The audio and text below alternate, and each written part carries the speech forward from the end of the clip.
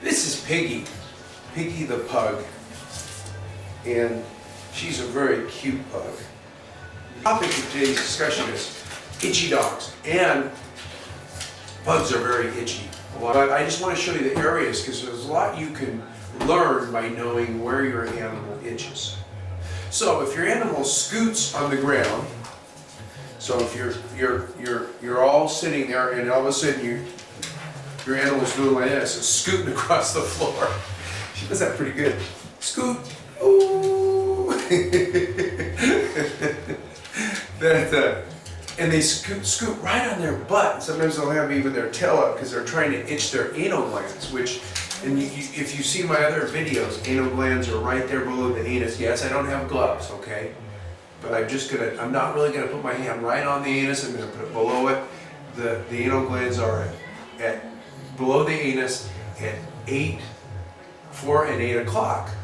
So when they scoot, it's actually the anus can get itchy, and the anal glands can be a little bit full, and it can express those glands or or relieve itchy glands. So if your dog scoots or is chewing back there, it could have anal gland problems. If it's chewing right at its tail head and it's got the fur missing all around in this area and it's chewing right in here, often that's flea problems. So the #1 cause of itchiness is fleas, and you should always check for fleas. And how you check for fleas is you go right up the back and look through the hair for little dark things that are moving through the hairs.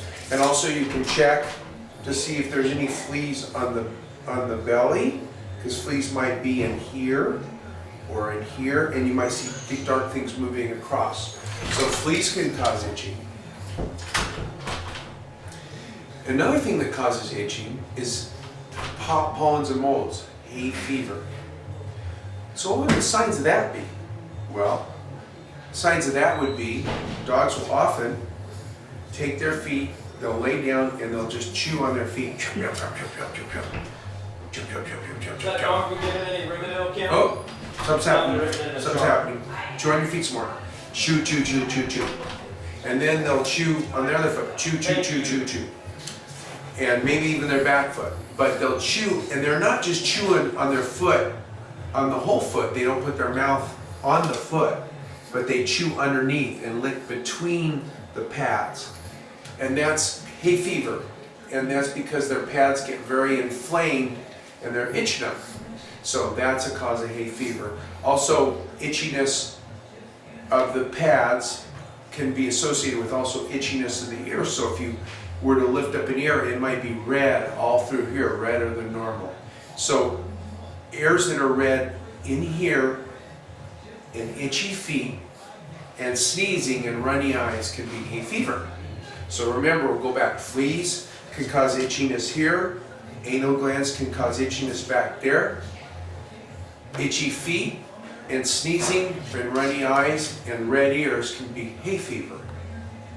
So that's another cause of itchiness. So what would you do with hay fever? With fleas, obviously you use flea control. With hay fever, you can use Benadryl, and dosages for Benadryl and other antihistamines. If you go to my website, dogdishdiet.com, you can put your little name in the box and your email, and I promise I won't bother you with a lot of ads because I'm just here to help. I don't really have a lot of stuff to market. Maybe I will, so you never know. But no, honestly, you just put your name in, your email, and you get sent Dr. Greg's 11 Practical Home Remedies, which has dosages of Benadryl and antihistamines and also baby aspirin and stuff like that in case they get itchy. So you can use that. You can use antihistamines. You can also bathe a dog twice a week with a shampoo and a conditioning shampoo. What that does is it takes the pollens off the dog and off the feet, so that they're not so allergic to them, so you can do that twice a week. And on my home remedies, you can use Benadryl, and you can actually put cortisone ointment. You can actually just rub it all through the pads like that. Yeah, so that's dog talk. You have to talk to them like that, else they don't understand, right? Yeah. So, okay, so we're left with food allergy. Food allergies, really common in dogs. It's mostly common in labs, and shepherds get it a lot. A lot of toy breeds get it. The most common thing is a new biscuit or a treat with wheat in it can cause them to break out, and they can break out in the neck, all over the body. They can break out in the butt and the ears. So, what does that tell you? Well, food allergy can look like a lot of different things. Where fleas are usually back here, but also fleas can be in the neck. Flea allergies usually they itch their butt, they can itch in the neck, and you can see fleas. With pollens and molds, they have sneezing, runny eyes, and they chew at their feet. With food allergy, they get really red ears and really wet, goopy ears in the ear canals. They can do scooting, they can have scooting problems. They can also have diarrhea problems. So food allergy presents or shows up like many things, but basically what you want to do is make sure you don't have any wheat in the treats you feed, and make sure your food that you feed is free of allergens like wheat. Remember, dogs are individuals, and they can get, depending on the dog, they can be allergic to beef, they can be allergic to chicken, they can be allergic to rice, they can be allergic to wheat. So, but the most common allergens are beef and wheat. Wheat number 1, beef number 2, and the most hypoallergenic foods are fish and potato, rabbit and potato, or chicken and rice.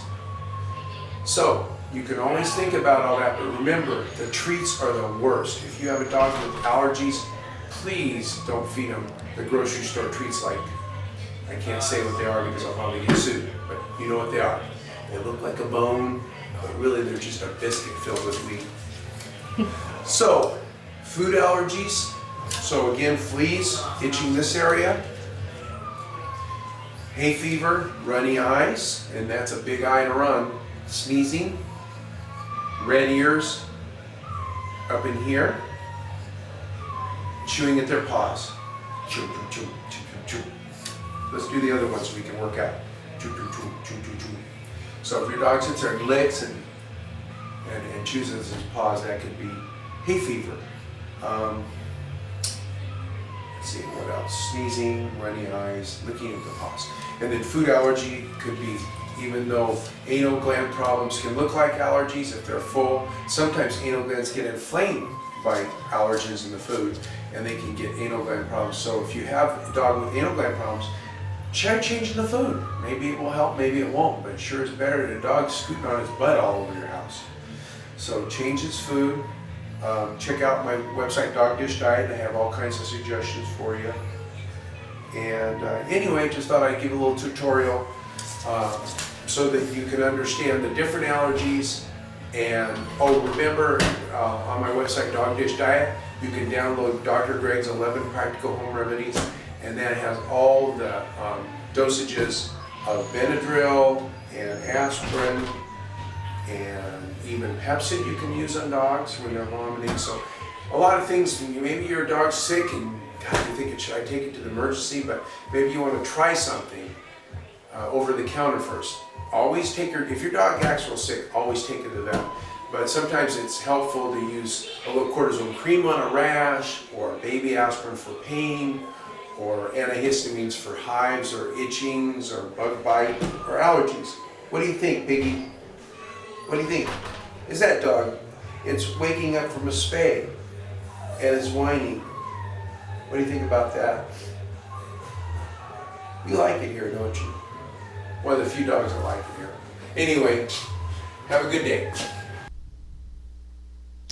I just want to let you know that not all itching is caused by fleas, pollens, molds, and grasses. and food allergies and anal gland problems.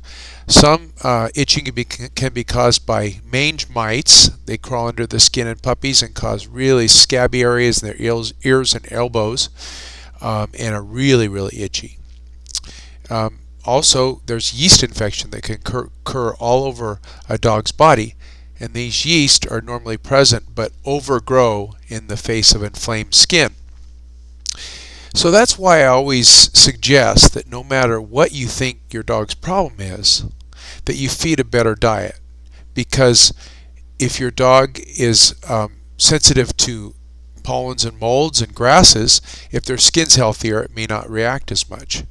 If they produce more natural oils in their skin, some dogs, it decreases the amount of fleas that hang out with them, and some, I think, prevents some flea allergies. And also it keeps the yeast from overgrowing in their body, on their skin, and also keeps staph infection from getting into their skin. And I think it probably also prevents mange mite infections from getting in their skin. If you give the skin all the nutrition it needs, including more oils like olive oil, fish oil, canola, sardines, real meat, and some vegetables, sometimes that really helps the skin.